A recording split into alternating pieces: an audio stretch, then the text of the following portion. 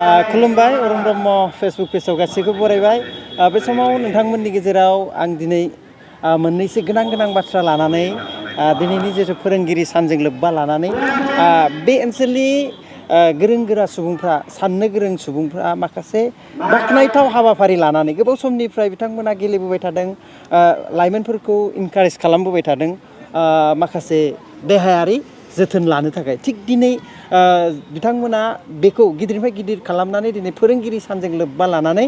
मोनसे गोनां मोनसे हाबाफारि लादों बिनि सायाव नोंथांमोना नैबे भिडिअनि गेजेरजों नैबे सारजों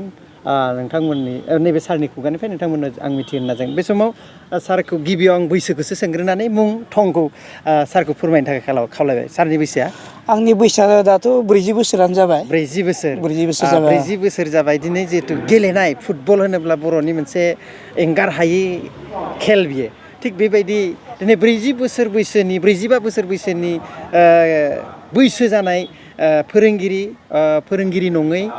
गोबां सुबुंफ्रा बे सिमेन्ट सापुरियाव जायगा बाय जायगा लानानै बास्लाय जिहेतु फुटबल गेलेबोबाय थादों बेनि गुबै थांखिया मा नोंथांमोननि बेजों मा ओरैनो रायजोनिसिम फोरमायनो नागिरदों नोंथांमोन जिहेतु दिनै जोङो टिचार टेलेन्ट FC आरो सिमेन्ट टिचार FC आरो बेबायदिनो थिग नन टिचार टेलेन्ट FC आरो सिमेन्ट सापरि नन टिचार टेलेन्ट सिमेन्ट सापरि नन टिचार FC थ' बेफोरबायदि जोङो ग्रुप दानानै गोबाव समनिफ्रायनो जोङो मोनसे प्लानिं खालामबाय थादोंमोन दे जोङो सिमेन्ट सापरि SB बड' हायार सेकेन्डारि फिल्डआव जोङो फोरोंगिरि सानखौ लोब्बा लानानै सानसे माने जों बिदिनो जोलुर बादायलायनायखौ जोङो बा फ्रेन्डलि मेट्सखौ जोङो लानो होननानै जोङो बेखौ जोङो सावरायबाय थादोंमोन आरो दिनै बे जाफुंसारबाय थारैनो जोंनि जिथुनाखि जों थांखि लानाय बे थांखिया जाबाय जों इउनिटि पिस एन्ड प्रसपेरिटि लोगोसे जोङो ब्रादारहुड बे जोङो खालि बेयाव दिनैनि जि टिचार बा नन टिचार बिनि माने गेम गेलेनायाव खालि जों बर'फोरल' नङा गुबुन हारिनि टिचारफ्राबो दिनै बेयाव बाहागो लादो थारैनो जोबोद मोजां मोनदों जों आरो मोनसे माने नोजोर होदो जाहाथे जोंनि फोरोंगिरिफोरा मेक्सिमाम माने बिदिनो फोरोङो देहाखौ बारा जोथोन लाया जोंनि ओनसोलाव जोङो बैसो जायैयावनो माने जिउ गोमानाय बेफोरखौ जों नुनो मोनदों सुगारदो प्रेसारदो बेफोरबायदि आरोखि थ' जोङो जोंनि थाखाय हेल्थ इज वेल्थ जाय बाथ्राखौ जों मिथियो जों हेल्थ जुदि देहायानो मोजां थायाबा जोङो धोन रुपा बा माबा मोनसे खामायनाय जेबो लाब गैया गथिखे जों बेखौ मोनसे जों मेसेज होनो सानदों जों लाइमोनफोरनि इयुथफोरनि गेजेराव जाहाथे जों जुदि बैसो जानाय सुबुंफोरा जुदि बेफोरबायदि माबायाव बाहागो लायो अब्लाथ' बैसो जायै जायफोर उन्दै लाइमोनफोर जायफोरा दिनै आथिखाल मुगा कम्पिटिसन खालि फरायनायल' नङा माखासे बादायनाय नाना रोखोमनि बादायनाय दङ दा दिनै आर्मि खारनो थाङोबा नोंथाङाथ' खारनो हानो नांगोन थ' थिग बेबायदिनो नोङो जोलुर बादायनोबा नोंथांनि खारनाय जुदि स्टेमिना थिग जानो नांगोन थ' बेफोरबायदि जुदि सम बेफोरबायदि जुदि गेलेबाय थायोबा बिदि सरसा खालामबाय थाया माखासे गाज्रि हुदानिफ्राय जोंनि लाइमोनफोरा गेजेराव थायो माने गोजानाव थायो जानगाराव थायो दा जों नुनो मोनदों जोंनि सिमेन्ट सापरि हालामावनो बा गुबुन जायगायाव लाइमोनफोरा बेफोरबायदि माने मबाइलजों बेस्थ' बेफोरबायदि माने आड्डा मारिनाय ड्राग्सफोरजों बेस्थ' बा नोङो जौनि मुङाव बियार लानाय बेफोरबायदि माने गुबुन माने फेग्रा मुवा लानाय बेफोरो बांनायनिफ्राय बांनाय नुदों गथिखे जोङो मेसेज मोनसे दिनैनि बे जोलुर बादायनायनि गेजेरजों जाहाथे बेखौ एंगारनानै जाहाथे जोङो लाइमोनफोर बा गासिबो जायफोरा माने बिदिनो ओंखारबोनांगौ बेफोरबायदि एसेबाबो देहायारि सरसा बे एक्सारसाइस बेखौ लानांगौ आरोखि सारमोना निस्सय बिथांमोननि जिथु बुंनायनि बाथ्रा जों मिथिनो मोनो दाने बिथांमोना बुंदों जे फैसाया गिदिर नङा बेनि बयनिख्रुइबो देरसिना देहा आरो देहाखौ उन्दुनानै आराम थानानै नों जोथोनाव लाखिनो साननाया गोरोन्थि होननाय जादों आरो मानो होनबा देहाखौ जेसेबां नोङो खस्थ' बै नङा जे गेलेनाया माबा मोनसे खस्थ' खिन्थु गेलेयोब्ला देहाया माने नोंनि थाखाय मोजांसिनसो माने लाब होगोन आरो बेमार आजारनिफ्राय जानगार जागोन आरो जों माबा मोनसे गाज्रि मुवानिफ्राय जानगार जागोन नों जिउआव गावनो देहायारि जोथोनखौ राफोद खालामना लाखिनो हागोन बे मेसेजखौ फोरमायदों आरो नङाब्ला नोंथांमोना जिहेथु दिनै नोंगौ थारैनो नोंथांमोननि बे नाजानाय सेस्था खालामनाय इयुन जोलैफोरखौ दा फैबाय थानाय समाव जिथु सोलिबाय थादों बेनिफ्राय जानगार खालामनो हायो नामा ओनसोलखौ मोजां खालामनो हायो नामा थ' बे मोनसे मेसेजआ बिराद जोंनि थाखाय लाइमोनफोरनि थाखाय गुरुत्वपुर्न खोथा दा सारा सासे फोरोंगिरि हिसाबै जोंनि बे सानजारि नोगोरनि नायल' जाल' मोनसे इंलिश मिडियाम नङा होमबा आहाम बोराइ बाथौ इंलिश मिडियाम स्कुलनि गाहाय फोरोंगिरि माने जायखौ होनो जों प्रिन्सिपाल सारा नैबे समाव जितु फैबाय थानाय समाव नोंथांनि सिन्ताधाराया मा जितु जोङो लाइमोनफोरखौ गेलेजानो लुगैयो बेबायदि जोंनि ओनसोलफ्राव गामिफ्राव गेलेनो थाखाय खाबुबो गैयै मोनसे फिल्ड गैया बबेबा मोजां मतन थ' बैफोराव किसुमान लाइमोनफ्रा हास्थायदोंब्लाबो बेफोर खामानिखौ खाबु लानो हायाखै जि जों टाउन एरियायाव फिल्डखौ नुयो आरो हाबसोना थानाय गथ'फोरनावबो गेलेनायनि मोनसे इन्ट्रेस्ट थायो थ' बिथांमोना गामियाव थानानै गेलेनो खाबु मोननायाव माखासे जोंनि लाइमोनफ्रा खारनाय बारनाय बेयाव पिस परिनानै दङ थारैनो दिनै जोंनि गेजेराव राजनिति भाबै जितु मावनांगौ खामानि थ' बैफोरखौबो माबा मोनसे नोजोर होगोन नामा सारा खावलायगोन नामा जितु थारैनो नोंथांनि सोंनाय बाथ्राया नंगौ जोङो गेलेनायल' नङा बा गुबुन गुबुन बिथिङाव जों बहुद लोरबां जाना दङ दा बिसेसके आङो गाव पस्ट ग्रेजुवेट जानाय उनाव दे आं मोनसे सानखांदोंमोन दे जोंनि जिहेतु बे सिमेन्ट ओनसोलाव गुबुन गुबुन मिडियामफोरथ' थाबाय बर' मिडियामाथ' गोबां दङसै जोंनि हारिमु जौगानाय राव थुनलाइ बिथिङावबो बिथांमोना बहुत नोजोर होगासिनो दङ थिग बिदिनो आसामिस मिडियामफोरबो थाबाय बिदिनो शंकरदेब जातीय बिद्यालय आरो गभर्नमेन्ट स्कुलफोरबो थाबाय थिग बेबायदिनो जोंनाव ख्रिस्टान मिसनारिसबो जुबलि मडेल थाबाय बिथिं आरो गुबुन गुबुन फरायसालिबो थाबाय थिग बेदिनो जोंबो सिन्था खालामनानै जोङो जोंनि रावखौ लाफानानै जोङो एम.एल साबजेक्ट बा मोननैसो बर' बिजोंनि साबजेक्टखौ होनानै जों जाहाथे जोंबो जोंनि फरायसालियाव फरायो जायफ्रा माने गुबुन गुबुन मिडियामाव थाङो बे जों बेखौ माबानो हागोन नामा एसे सिन्था खालामदोंमोन आरो थ' गतिके जों नुदों जोंनि बर'फोरनिसाय गुबुन मिसिं माहारिफोरा सोलोंथायाव बांसिन माने गार्जेनफोरा कनसियास बिथांमोना माने ओरैबायदि माने APSC UPSC माने कचिं हाइ लेभेलनि सिन्थाखौ खालामो जोंनिया मा जायो जोंनि लाइमोनफोरनि सिन्थाधारा एसे उल्थासो जादों मोजां खालामनो थाङोबा एसे गाज्रिसो जोङो नुयो जोंनि फरायसालियाव आं नुदों आं नैबे जोंनि मेट्रिक थाखोआव उथ्रिलांनाय फरायसालिफोरा माने गुबुन हारिनि मानसिफोरखौ जों बांसिनानो खस्थ' खालामनो डक्टर नुदों जों इन्जिनियार नुदों बेबायदिनो साख्रि मावनाय आर्मि मावनाय माबा मावनाय बेफोरबायदि जोङो नुनो मोन्दों इउनिभारसिटिफोराव फरायगासिनो बिदिनो कलेजफोराव आरो मोजां रिजाल्ट माने बेफोरबायदि जों नुनो मोनो जोंनि बर' फरायसालिफोरखौ जे हायार सेकेन्डारि पास जानाय बा मेट्रिक पास जानाय बबे गोमायो थारैनो उनाव जोङो ससियेल वार्क बा ससियेल सार्भिस मावनो थाखाय जों माने खम जों नुयो आरोखि दा दिनैनि फिसा टारगेट जादों थारैनो 5 सेप्तेम्बर जाय मोनसे दिनैनि जिथुनिखि सान फोरोंगिरि सान फोरोंगिरि मान डक्टर सर्बपल्ली राधाकृष्णननि जि जन्मदिन बिथांनि जि जन्मदिन बे जन्मदिनाथ' थारैनो बिराद जोंनि महान समाजनि थाखाय दा बिदि पजिटिभ थिंकिं बे सासे महान बेक्तिनि जोङो डक्टर सर्बपल्ली राधाकृष्णन बायदि जों जानो हाया थारैनो बिसोर जाबाय मोनसे मानसिनि उजिनायाव माने सासे इसोरनि अबतार बेबायदि आरो खिन्थु जोङो बेनि माखासे प्रिन्सिपालफोरखौ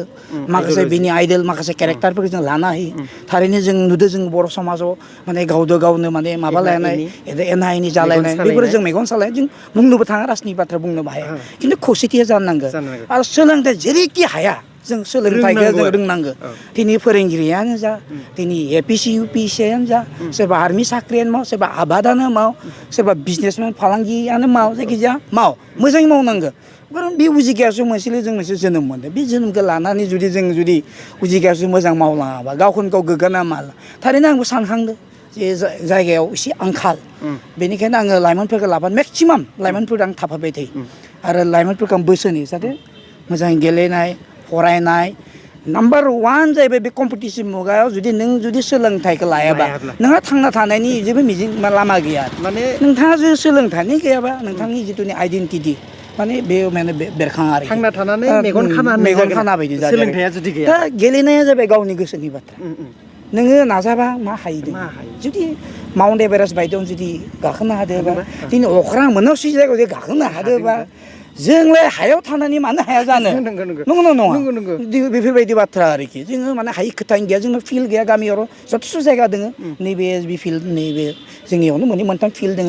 नैबे दैमा सेरबो दंबावो खिन्थु मा खालामो मोनाबिलि समाव गेलेनायखौ बाद दोननानै मबाइलाव आड्डा बिदिनो माने आड्डाल'सो जों नुनो मोनो बेनिखायनो गासिबो नङा गासिबो लाइमोनफोरा नङा साफा सानै खिन्थु नों भाइरासआथ' नोङो साफा सानै बेफोर बारा टाइम नङा नों दिनै जुदि सानै आंनि जाबाय। गथ'खौ जुदि आं मोजां खालामनांगौबा आंनि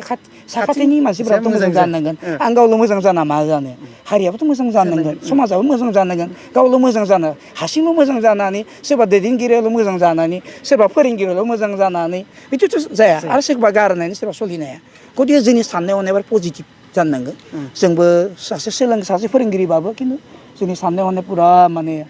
गोथार पजिटिभ क्लिन जानांगोन क्लिन आरो बेबायदि आरोखि सारनि बुंनायाव बेखौ मिथिनो मोनदों जाहाथे जोंना बाराद्राय बारा बांसिननिफ्राय मोनसे पार्सनेल सिन्थाधाराया बांदों होननाय जादों आरो मानो होनबा आंनिया मोजां जाबानो जाबाय मालाया जों आं बुंदो हयथ' सोरबाफोरा हयथ' नेगेटिभ बुंदो हेल्थ इज वेल्थ होनना बुंदो आरो फैसा गैयाबा हेल्थ थाना मा उल्थाबोथ' बुंनो हानायाथ' सोरबा खिन्थु थारैनो बे नंगौ रां रुफाबो नांगौ खिन्थु नों हेल्थआनो गैयाबा नों कुति थाखा थाना मा जानो खिन्थु मानसियाथ' रावबो रानना थोआखैना आजिखालि जुगाव बयबो खस्थ' मावदो बोथिसे ओंखामबाबो बोथिनैबाबो जादो बयबो जादो आंथ' नुदो बयबो माने आबादानो जा बिजनेसानो जा जायखिजाया मावनोबाबो बयबो जादो खिन्थु जानो थाखाय जे थांना थाबा जानाय नङाना मानसिया नंगौ नङा जानो थाखाय थांना थाबा जानाय नङा मानसि माबा मोनसेथ' समाजाव उजिदोंबा समाजनि थाखाय माबा मोनसे अबदान होलांनांगोन थ' गथिखे आङो जा माब्लाबा सोलोंथाइनि बिथिङानो जा गेलेनाय आयदायानो जा जायखिजाया माने बेबायदि समाजारि बिथिङाव आं बिराद मोजां मोनोलाय बिराद मोजां मोनो गाव ओंखारबोयो माने समाज सिबिनो समाजखौ मोजां खालामनो थाखाय नोंथाङा हास्थायनाय दं बेबायदि बाथ्राखौ बिथाङा गोदोनिफ्रायनो जों मोनबोबाय थादों आरो बिनिखायनो बिथांनिफ्राय मासे मोजां गोथार माखासे बोसोन मोनगोन होननानै आं बिथांजों बे भिडिअखौ बानायनाय जादों जिहेथु बिथाङा सासे धोरोमारि अनुष्ठाननिफ्राय आहाम बोराइ बाथौ इंलिस मिडियाम स्कुल जाय बर'नि गुदि धोरोम बे धोरोमनि गेजेरजों लोब्बा थानाय फरायसालिनि फोरोंगिरिया निस्सय बेबायदि साननो हनो गोरों आरो समाजनि थाखाय साननाय आरो बैफोरबायदि मानसि थायोब्लासो जिहेथु जोंनि समाजाव जौगानाय मोनसे एना एनियानो बांसिन गिदिर जेंनाथ' जाथिनि गेजेराव दिनै जोंनि बर'नि गेजेरावनो एगजामपोल दं नामा जाथिजों जाथि न'खरजों न'खरसो माखासे गादबलायनो नागिरनाय बोख्लायलायनो नागिरनाय जाहाथे बैफोर बांबोयोबा समाजा खिन्थु खैफोदनि आगान सुरगोन आरो ना थ' सारा बेफोरखौ नोजोर बोयो जोंनि ओनसोलफ्राव बा गुबुन गुबुन बर'नि जिहेथु दिनै जों इन्डिपेन्डेन्ट हिसाबै जों निउट्रेल हिसाबै नोंथाङा बुंनो हायो जोंबो बुंनो हायो जोंनि परिबेगा मा जानो थांनो नागिरदों बाथ्रा बेनो नोङो ब्रिटिशनि सासनखौ नायदो unity we stand divided we fall बे थारैनो बाथ्रा नंगौ जों जुदि खौसेथि थायोबा जों स्ट्रङै गसंनो हायो खिन्थु जों जेब्ला गावनो केरेपेटेल जाहैबाय ब्रिटिशथ' गैला दा खिन्थु ब्रिटिश बायदियैनो गुबुन गुबुन माबाफोरबोथ' थाबाय गथिखे आं सानो खावलायनो लुगैयो बयखौबो माने खौसेथियैनो जों दानि जिथु कम्पिटिटिभ जायफोरा राजनिति गेलेदों मोजाङै राजनिति गेलेथोंसै जायफोरा फोरोंदों मोजाङै फोरोंथोंसै जायफोरा गेलेनाय आयदायाव माने माबा दोङो रोंखा राखा बेफोर माबा खालामदो जायफोरा माने समाजनि माने बिदिनो रां रुफा खायफा बुहुत माने माबाबो दोङो माने फाइनेन्सियेल दोङो किसुमान माने बेफोरबायदि मानसिफोरा माने एसे आवगायबोनांगौ माने समाजखौ माबानो थाखाय जिखुनु सोलोंथाइ बिथिङावनो हक बे गेलेनाय बिथिङाव एसे एला जुदि सहाय होलायोबा दा आं नुयो माब्लाबा जोंनाव नैयाव बहुद माने जोंना टिमफोर दोङो रां रुफा माने गैयिनि थाखाय माब्लाबा मेट्स जइन खालामनो हाया आंबो एसे एला सहाय होयो खिन्थु इमानबो हाजोबा खिन्थु आं खावलायो जोंनि दैदेनगिरि जोंनि ओनसोलनि गिबियावनो आं ओनसोलखौसो बुंनांगोन बेलेगखौथ' बुंनो थाङा खारन बेलेगखौ बुंनोथ' आं हाया गावनि ओनसोलखौ जों थिग खालामनांगोन गावनि सिथ्लाखौ थिग खालामग्रोनांगोन जोङो गावनि सिथ्लाया थिग जाबा जों बेलेगखौ जों बुंनांगोन गथिखे जोंनि सिथ्लानि बारा थिग नङा गथिखे जोङो खावलायो बयखौबो माने सापर्ट खालामलायो आरोखि दा गथिखे आं बारा बुंनो सानाखिसै बे बाथ्राया बेनो आरो रायलायगौ माने बांबाय थायो उनाव लोगो मोनगोन थारैनो नोंथांमोननिसिम दिनै 5 सेप्तेम्बरनि गाहाम हामलायनाय थाबाय थारैनो मोजां मोनदों आं दा एसे गेमबो गेलेबावनोसै दे बे समाव सासे माने देहाखौबो आबदाल लायो आरो गुबुननि देहाखौबो आबदाल लानो थाखाय माखासे आयदा लाबोबाय थायो बिथाङा गावनो नाजानानै गावनो स्कप होयो आरो रायजोफोरनो थिग बेनो जाबाय समाज सिबिनायनि गुबै बे बिखा थानांगोन होनना गोरबो थानांगोन गोजोननाय थाबाय सारा बे समाव जोंखौ जों आसा खालामो फैबाय थानाय समावबो जोंनि गेजेराव नोंथाङा बेबायदि सम होबाय थागोन इयुनाव बर' रायजो राजा आरो सुबुं सम्पद जागोन नोंथांनि दैदेननायाव सुबुंफ्रा गोजोननाय थाबाय बे जोंहा सानजा सानजारि नोगोरनि सासे हारि सिबिसुला बेक्ति बिथांखौ लोगो मोनो अराय मोनबाय थागोन आरो नोंथांमोना बिथांनिफ्राय मोजां माखासे खोथा खोनासंनो मोनबाय थागोन गोजोननाय थाबाय बे समाव